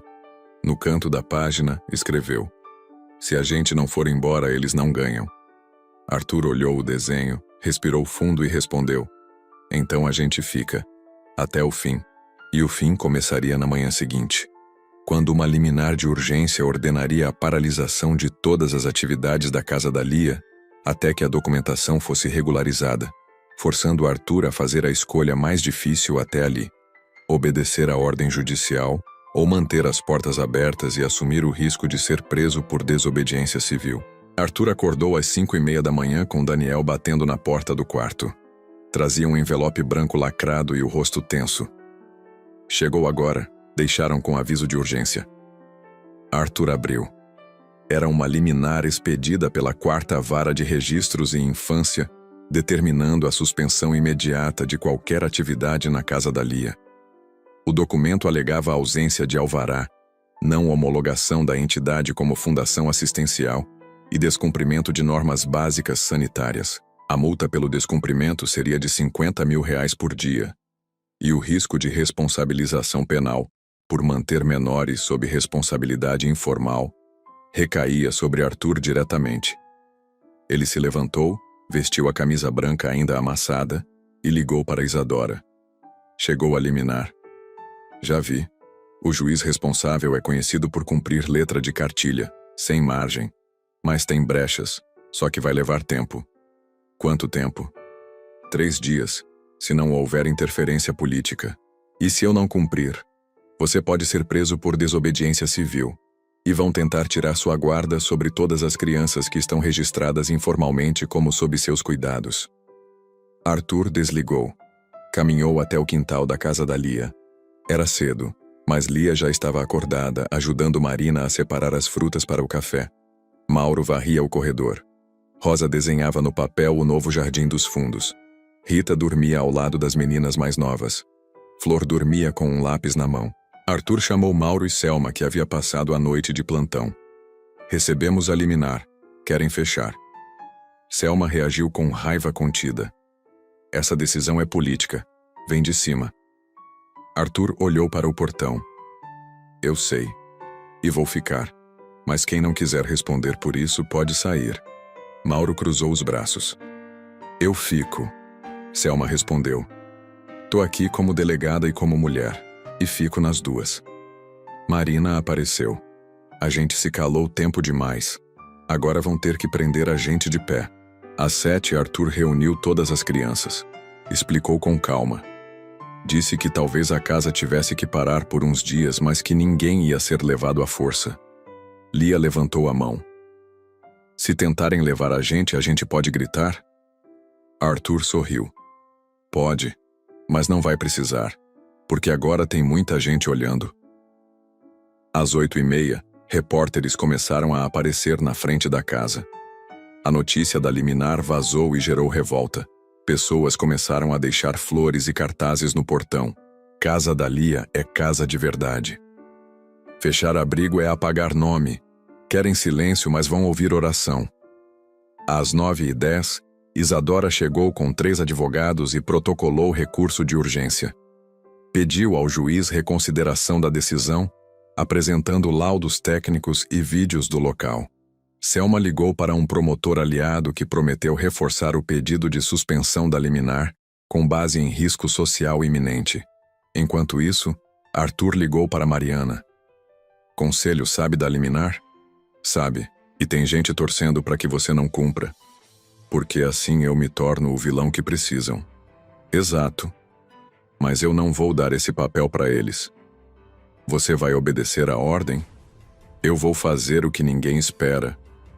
Às 10, Arthur subiu no telhado da casa da Lia, com um megafone na mão e o caderno de Lia na outra. Pediu silêncio. Recebemos uma ordem para fechar essa casa. Mas aqui tem 40 crianças, 40 nomes, 40 histórias, e cada uma delas escreveu aqui o que queria que o mundo soubesse. Começou a ler. Eu queria um prato quente. Eu queria dormir sem medo. Eu queria que alguém dissesse meu nome. Leu 13 frases. Depois levantou o caderno. E é por isso que eu não vou fechar. E se precisarem me prender, que venham agora. Mas vão ter que passar por cada um que defende essa porta. O silêncio foi rompido por aplausos. Jornalistas filmaram. Voluntários choraram. Crianças se abraçaram. E na outra rua, 3 carros pretos se aproximavam da fundação. Arthur desceu do telhado. Pediu que Selma não interferisse ainda. Esperou os homens saírem. Eram oficiais de justiça. Um deles se apresentou. Senhor Arthur Vasconcelos. Viemos para notificar pessoalmente o senhor sobre a penalidade em caso de descumprimento. Arthur estendeu a mão e pegou o papel. Assinou. Avisem que foi recebido. O oficial hesitou. E sobre o cumprimento? Digam que a casa da Lia continua de pé, até segunda ordem. Selma se aproximou. Você acabou de se colocar no centro de tudo. Arthur respondeu. Eu já estava, só que agora deixei claro. Nesse momento, Daniel chegou correndo com o celular na mão. A imprensa internacional quer transmitir ao vivo daqui. CNN, El País, Le Monde, todos querem escutar a fala da menina. Que menina? Lia. Eles querem que ela diga por que essa casa não pode ser fechada. Arthur olhou para Lia. Ela apertou os lábios, depois assentiu. Eu falo, mas precisa ser com as outras meninas. Às 11h40, um palco improvisado foi montado. Lia subiu com 7 meninas ao lado. Uma segurava o caderno, outra o cartaz. Lia segurou o microfone. Disse, essa casa não tem ouro, mas tem pão. Não tem cama de princesa, mas tem abraço. E a gente que mora aqui sabe que quando o mundo fecha os olhos, tem lugar que continua com a luz acesa. Esse lugar é aqui. As câmeras captaram tudo. A transmissão viralizou. Nos bastidores do poder, reuniões emergenciais ocorriam. E o juiz responsável pela liminar recebeu ligações que não esperava. O país inteiro olhava para uma casa simples, numa rua esquecida, onde o gesto de uma menina havia posto em xeque o sistema inteiro. E quando o sol começou a descer, Arthur recebeu uma ligação de Isadora. Consegui. Suspenderam temporariamente a liminar. Você tem 30 dias. E talvez um mundo novo. Ele olhou para Lia e disse, a luz segue acesa. A suspensão provisória da liminar caiu como bomba em vários setores do judiciário e da imprensa. Enquanto na casa da Lia voluntários, crianças e parceiros comemoravam em silêncio, do lado de fora da fundação, agentes políticos, conselheiros da holding e membros de grupos que lucravam com o silêncio, sentiam pela primeira vez que haviam perdido o controle da narrativa. O juiz que havia emitido a ordem inicial foi duramente criticado por juristas e entidades de direitos humanos, e a Corregedoria do Tribunal Estadual abriu sindicância sobre decisões recentes envolvendo fundações de fachada e adoções ilegais, arquivadas sem apuração. Isadora passou a receber ligações constantes de colegas de outros estados oferecendo apoio jurídico gratuito. Selma foi chamada para depor na CPI municipal sobre desaparecimento de menores e apresentou as evidências coletadas com base nas informações fornecidas por Arthur e pela casa da Lia. Mariana usou sua influência no setor empresarial para garantir que a auditoria sobre os contratos da holding seguisse, mesmo com pressão para encerrar a investigação. Enquanto isso, Arthur redigiu pessoalmente uma carta pública dirigida à sociedade e publicou no site da fundação. Se proteger criança for motivo de perseguição, então que todos nós sejamos perseguidos juntos, porque não se constrói país onde o lucro vale mais que o nome de uma menina. Em menos de 12 horas, a carta foi reproduzida em 23 idiomas por diferentes veículos, ONGs e lideranças internacionais. Um ex-primeiro-ministro europeu mencionou a casa da Lia como um símbolo de resgate moral. Mas nem todos reagiram com apoio. Um grupo de empresários do setor de segurança privada emitiu nota pública acusando Arthur de transformar assistencialismo em instrumento de destruição de reputações e anunciou o rompimento com contratos da holding. 3 acionistas retiraram capital de curto prazo. A bolsa reagiu com leve queda nas ações, mas o efeito emocional foi o oposto. Centenas de pessoas começaram a ir pessoalmente até a casa da Lia levar mantimentos, brinquedos, livros, cobertores. Professores da rede pública criaram um consórcio voluntário para aplicar reforço escolar às crianças. Mães da comunidade se revezavam para ajudar na cozinha. Psicólogos, terapeutas ocupacionais e dentistas ofereceram atendimento gratuito. Em menos de 3 dias, a casa da Lia, que era apenas uma ideia nascida num banco de parque, tornou-se um centro ativo de resistência e acolhimento, e um incômodo político de proporção nacional. Dentro da fundação, Mauro passou a registrar todas as entradas e saídas com apoio de 2 voluntários com experiência em administração hospitalar. Rosa organizou mutirões para pintura, construção de cercas de segurança e ampliação dos banheiros. Marina criou um esquema para a alimentação das mais de 40 crianças atendidas. Rita, com a ajuda de uma pedagoga vinda do interior, implantou o primeiro currículo informal baseado em histórias, arte e reconstrução da autoestima. Cecília, mesmo com saúde frágil, dedicava horas por dia a contar histórias de vida para os voluntários, reforçando que cada pessoa ali era parte de algo maior.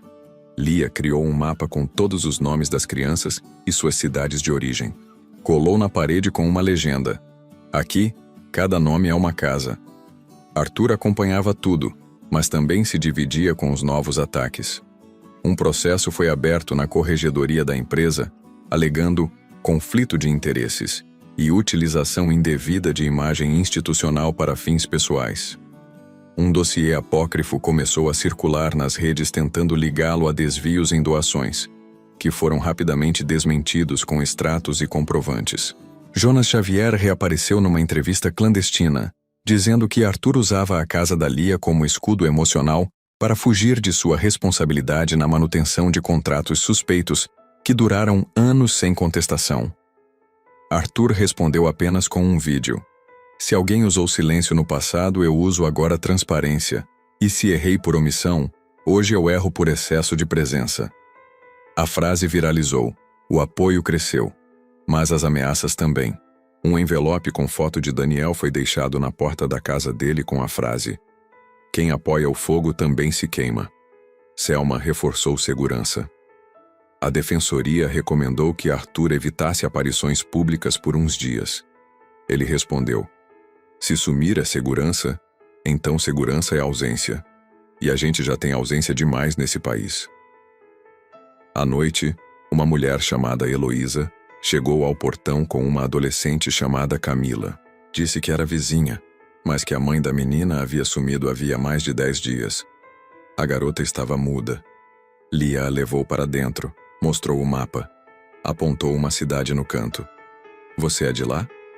Camila assentiu. Rosa entregou roupa limpa. Marina serviu sopa. Mauro fez o primeiro atendimento. Arthur ligou para Isadora. Nova entrada, sem registro.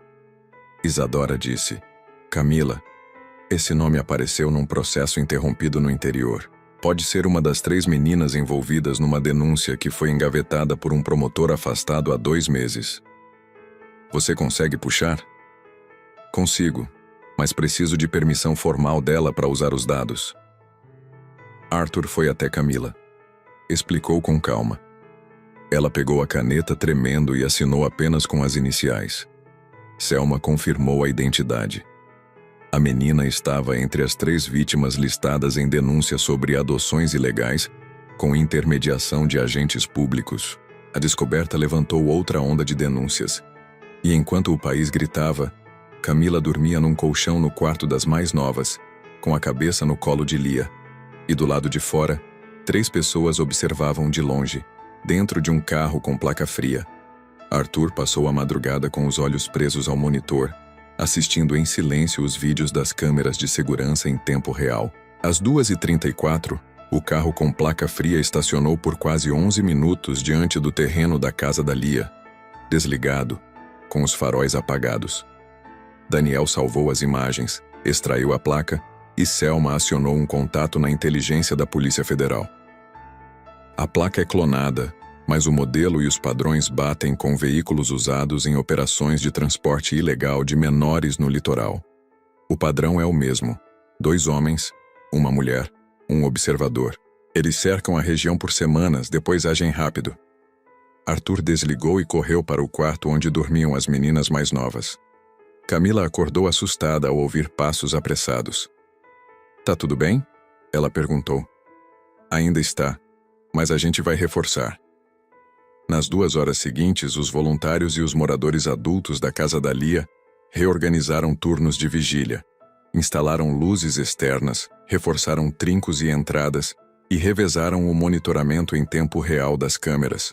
Lia ficou acordada o tempo todo, desenhando a placa do carro em folhas diferentes.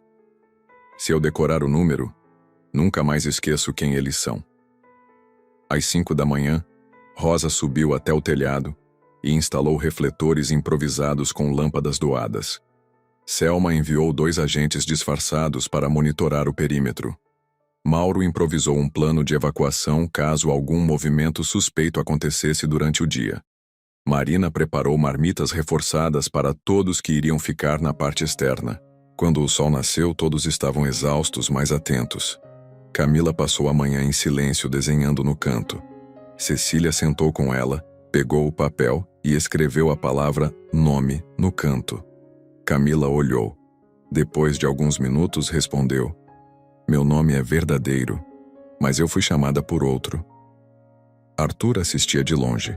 Pegou o caderno de Lia e começou a anotar o nome de cada nova criança com a data de entrada e a frase que diziam no primeiro dia. Ao lado escreveu: "Essa é a identidade que importa." Às 10 da manhã chegaram à casa da Lia 2 agentes da Corregedoria Federal, acompanhados por uma equipe da ONU que atuava com abrigos emergenciais em zonas de conflito. "Viemos ver com os próprios olhos o que está acontecendo aqui", disse uma das representantes, uma mulher angolana chamada Silvia, que ficou tocada com o cartaz pintado por Lia. "Um abrigo que não dorme." Eles passaram horas ouvindo os relatos, documentando a estrutura improvisada e coletando os dados das crianças, sempre com permissão legal e psicólogos presentes. Ao final, Silvia disse a Arthur: "Em zonas de guerra, eu vi escolas como essa. Mas aqui não é guerra de bombas, é guerra de esquecimento." À tarde, novas denúncias foram divulgadas. Um ex-dirigente da Fundação Betel admitiu em delação que havia repassado dados de crianças em situação de vulnerabilidade para intermediários em troca de contratos com verbas públicas. Ele citou nomes de políticos, pastores e empresários envolvidos, e mencionou uma sigla até então desconhecida: GCPN, Grupo de Custódia e Proteção Nacional. Isadora fez uma busca. Essa sigla não aparece em lugar nenhum, mas há movimentações financeiras em nome de um instituto com essas iniciais no exterior. Valores altíssimos, oriundos de doações anônimas. Selma cruzou dados e descobriu que parte dessas doações eram lavadas por meio de eventos beneficentes que nunca aconteceram. A trama era internacional. E a casa da Lia havia se tornado não só evidência, mas obstáculo. Às 19h30, Arthur recebeu ligação anônima. Uma voz masculina, grave, disse: "Você está brincando com fogo, e todo fogo queima." Ele gravou a ligação, enviou para Selma, que conseguiu rastrear parte da origem. Veio de um telefone público no bairro do Brás, em São Paulo.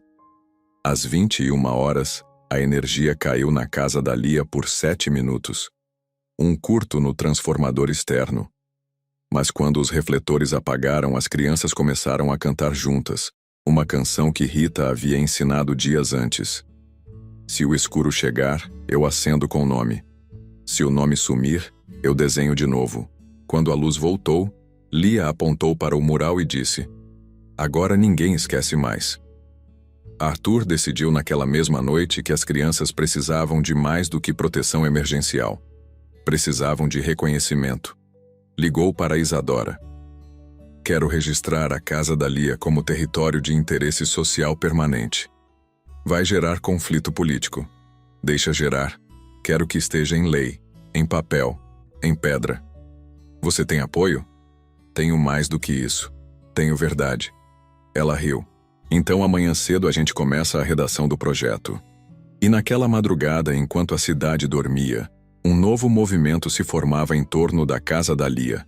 Professores, artistas, juristas, arquitetos, médicos e mães organizavam um conselho informal que transformaria a fundação em símbolo de um novo modelo de cuidado coletivo. Um modelo que nascia de uma pergunta simples, feita por uma menina num parque: "Posso orar por você, Senhor?" E naquela noite, depois de tudo, Arthur orou de volta. O telefone tocou às 5h20 da manhã. Arthur acordou antes do segundo toque. Levantou devagar, já vestido do jeito que dormira, camisa social com as mangas dobradas e a mesma calça jeans do dia anterior. Do outro lado da linha, a voz de Isadora não fazia rodeios. "Arthur, a comissão aceitou. A pauta vai a plenário em 2 dias. Mas precisamos de você calmo. Ele não respondeu de imediato. Apenas olhou pela janela da cozinha e viu Rosa varrendo o chão da varanda com cuidado, como se a limpeza fosse uma oração. Eu tô calmo. Só não sei se tô pronto. Você não precisa estar. Só precisa aparecer. Ele desligou. No corredor, Marina preparava o café com o cabelo ainda preso por uma faixa colorida. Acordou cedo? Hoje a gente não dorme. Nem que durma. Mauro surgia da lavanderia com um balde nas mãos. Teve movimentação na esquina de novo. 2 carros estacionaram por mais de 20 minutos e foram embora sem ninguém descer. Arthur respirou fundo. Eles estão tentando mostrar que ainda tem poder. E a gente mostra que não tem mais medo. Às 6h30, Daniel desceu com um pacote de relatórios impressos. Analisamos os acessos ao servidor da fundação. Teve tentativa de invasão de madrugada, mas conseguimos travar. De onde? Servidores mascarados, provavelmente roteados da América Central. Mas tá tudo registrado. Podemos acionar a Polícia Federal se quiser. A gente aciona quando o nome dela for citado. Qual delas? Todas. Às 7, Lia apareceu descalça na sala, com o caderno nas mãos. Faltam folhas. Arthur olhou o caderno. Quase 100 nomes escritos. Crianças, mães, datas, frases, detalhes. A gente arruma outro. Não, esse vai até o fim. Depois começa o novo. Ela saiu andando devagar em direção à sala das meninas. Cecília a observava em silêncio, sentada com uma manta sobre os joelhos. Essa menina ainda vai carregar um país nas costas e vai achar que tá leve. Acho que já tá carregando. Às 8h30, Mariana e Isadora chegaram com malas pequenas. Vamos para Brasília daqui a pouco. Mas antes a gente precisa te atualizar. Arthur abriu a porta da sala dos fundos e os 5 se sentaram ao redor da mesa de reunião improvisada. Isadora abriu uma pasta. O relator já recebeu o projeto e adiantou que vai apoiar, mas tem gente se mexendo forte contra. Mariana completou. Conselheiros de entidades fantasmas, políticos com vínculo em fundações fantasmas, empresários do setor de segurança privada. Eles estão chamando o projeto de ameaça silenciosa. Então a gente vai fazer barulho. A gente só precisa que você não surte. Não vou surtar. Eu já perdi muito tempo calado. Agora eu só quero que esse lugar vire lei. E você sabe que vai ter que abrir mão de coisa grande, né? Tipo, sua cadeira na holding, seus vínculos empresariais. Alguns nomes grandes vão querer você fora de qualquer conselho. Deixa eles quererem. Quem anda com nome sujo não devia ter lugar nem em corredor. Nesse momento, Mauro bateu na porta. Tem uma equipe de TV no portão. Querem falar com você sobre o projeto. Arthur se levantou. Diz que eles podem entrevistar qualquer um, menos eu. Por quê? Porque essa casa não é minha, é dela. Apontou para o caderno de Lia. E do nome de cada criança ali. Ao longo da manhã, voluntários de diferentes partes do estado chegavam para ajudar. Um grupo de arquitetos trouxe plantas para ampliar os dormitórios. 2 professoras propuseram montar uma sala de alfabetização para as meninas mais novas. Um cozinheiro que ficou viúvo 3 meses antes apareceu com caixas de legumes e frutas, dizendo apenas: "Minha mulher me dizia que ninguém nasce pequeno demais para ajudar. Então vim." As crianças organizavam a biblioteca, empilhando livros doados por editoras e escritores anônimos. Lia separava os títulos infantis. Camila desenhava árvores com nomes escritos nos galhos. Flor dormia com um giz na mão e um lençol cor-de-rosa cobrindo metade do rosto. Às 11, Rosa anunciou no viva voz que o almoço seria arroz, lentilha, legumes e bolo de fubá. Hoje é dia de comida firme. Arthur recebeu uma nova notificação. Era uma tentativa de abertura de ação contra a casa da Lia por exposição indevida de menores, assinada pelo mesmo promotor citado no dossiê da Betel. Selma avisou. Já redigi a resposta. E já estou indo pessoalmente protocolar defesa. Ele vai insistir. Deixa ele insistir. Agora ele tá sozinho. E a gente não. Lia desenhava no pátio uma escada que tocava o céu. Camila perguntou: "Para onde vai?" "Para onde ninguém esquece da gente. Pode ter árvore no topo? Pode ter árvore, casa, roupa estendida e brinquedo. Pode ter cama também?" "Pode, com coberta." Cecília observava as duas em silêncio. Essas meninas estão escrevendo Constituição com lápis de cor. No fim da tarde, Arthur pegou o caderno de Lia, sentou na varanda com o sol batendo no rosto e rabiscou com calma.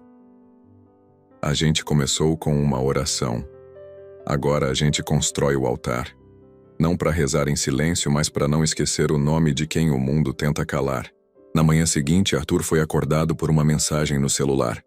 Uma foto aérea da casa da Lia, tirada por drone, acompanhada de uma frase anônima: "Todo lugar tem telhado, só depende de onde o fogo começa." Ele mostrou a imagem para Daniel, que acionou o núcleo de inteligência da Polícia Federal. O drone não era rastreável, mas suspeitava-se que fazia parte de um lote irregular de equipamentos adquiridos por empresas de segurança ligadas à extinta Fundação Betel. Selma pediu reforço imediato. A partir de agora, esse endereço entra no protocolo de proteção intensiva. Ao mesmo tempo, Mariana e Isadora enviaram um áudio de voz. "A gente conseguiu apoio de 2 líderes de bancada. O projeto agora tem maioria para passar. Mas o discurso final precisa vir daqui." Arthur entendeu. Vai ser da Lia. As crianças começaram a ensaiar uma apresentação coletiva. Rita as reuniu em círculo e propôs que cada uma dissesse uma palavra que representava a casa. "Silêncio", disse Camila. "Almoço", disse Bia. "Nome", disse Flor. Lia pensou por longos segundos e respondeu: "Escada." Arthur ouviu e sorriu. "Então a gente sobe por essa." Mas os ataques aumentavam. Nas redes sociais, perfis anônimos voltaram a circular informações falsas sobre Arthur e os voluntários.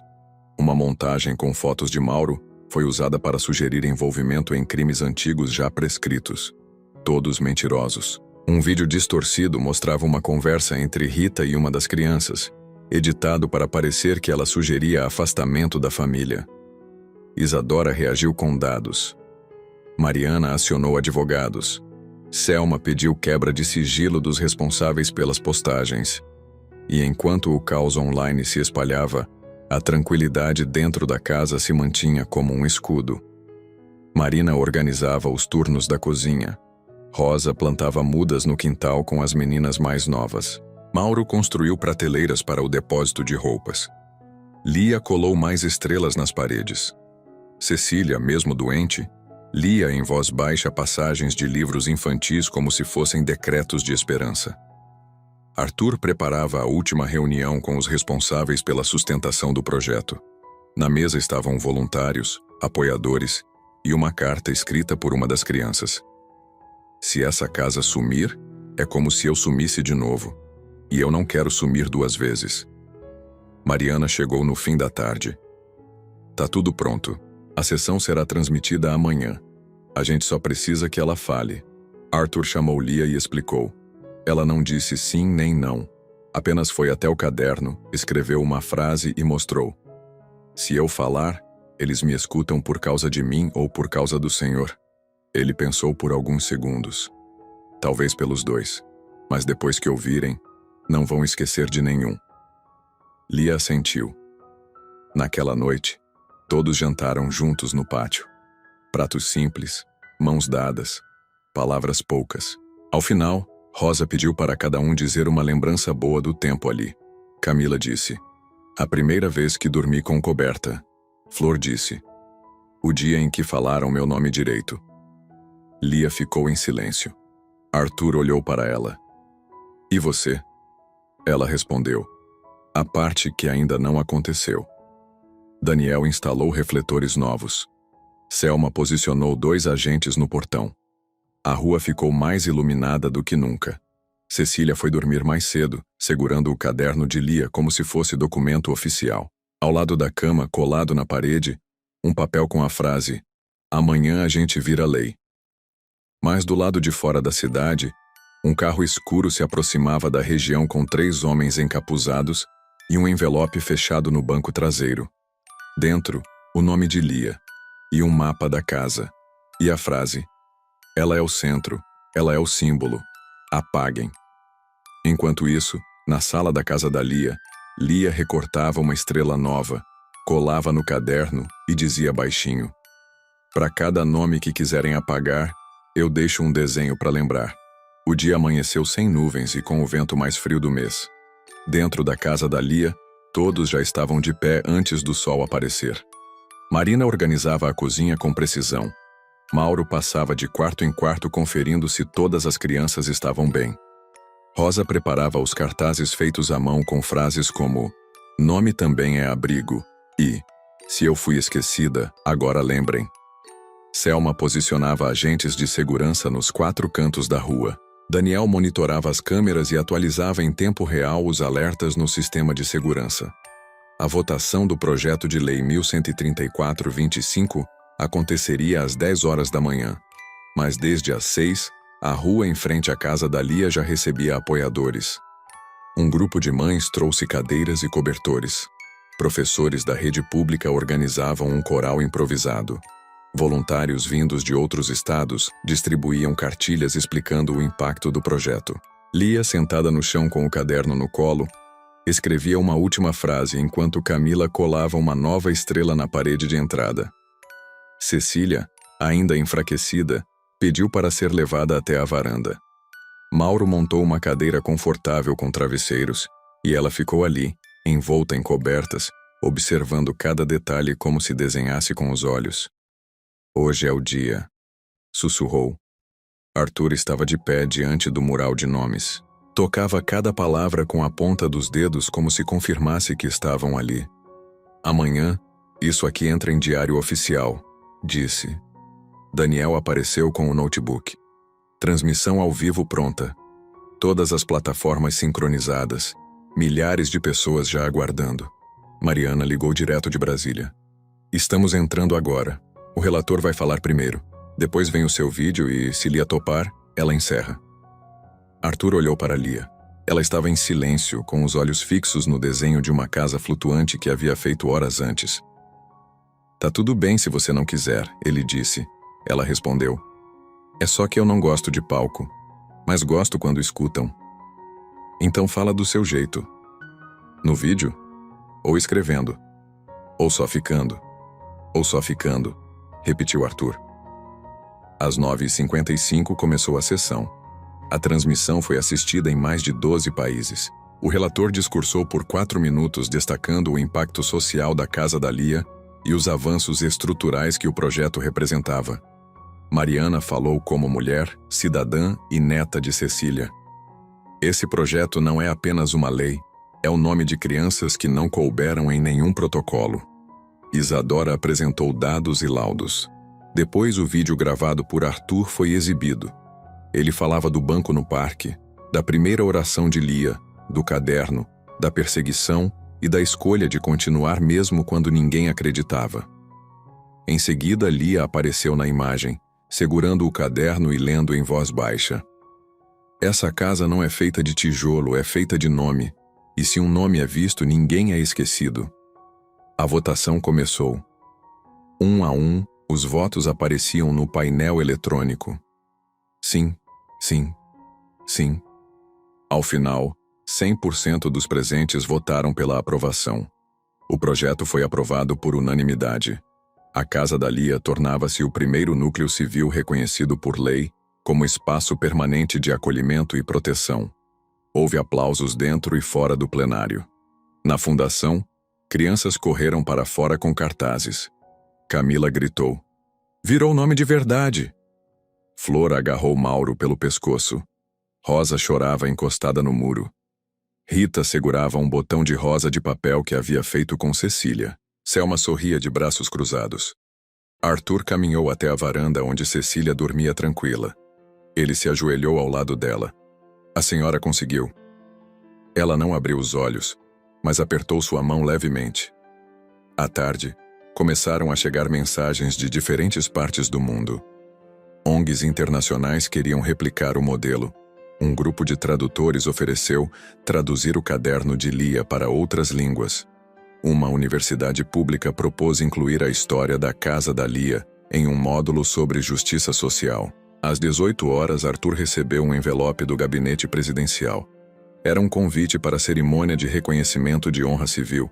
Ele mostrou para Lia. Quer ir? Ela respondeu. Posso levar o caderno? É dele que querem falar. Ao anoitecer, a rua foi tomada por velas. Pessoas acenderam pequenas luzes em frente à casa. Uma vela para cada nome do mural. Arthur permaneceu em silêncio, encostado no portão. Daniel perguntou. Você acha que a gente venceu? Arthur respondeu. Acho que a gente foi visto, que já é quase vitória. Mais tarde, na última página do caderno, Lia colou uma folha em branco. No centro escreveu: se um dia essa casa não existir mais, ela ainda vai existir onde alguém lembrar. E ao lado desenhou um homem sentado num banco, com uma menina ao lado segurando sua mão. Em cima, um balão com a frase: Posso orar por você, Senhor? Foi assim que tudo começou. E é assim que tudo ficou. Se você chegou até aqui, deixa um comentário contando o que achou. Sua opinião é muito importante para nós. Compartilha esse vídeo com seus amigos e familiares. E não esquece de se inscrever no canal e ativar o sininho para não perder nenhum dos nossos novos conteúdos. Cada like, comentário e compartilhamento nos ajuda a continuar criando conteúdos incríveis para vocês.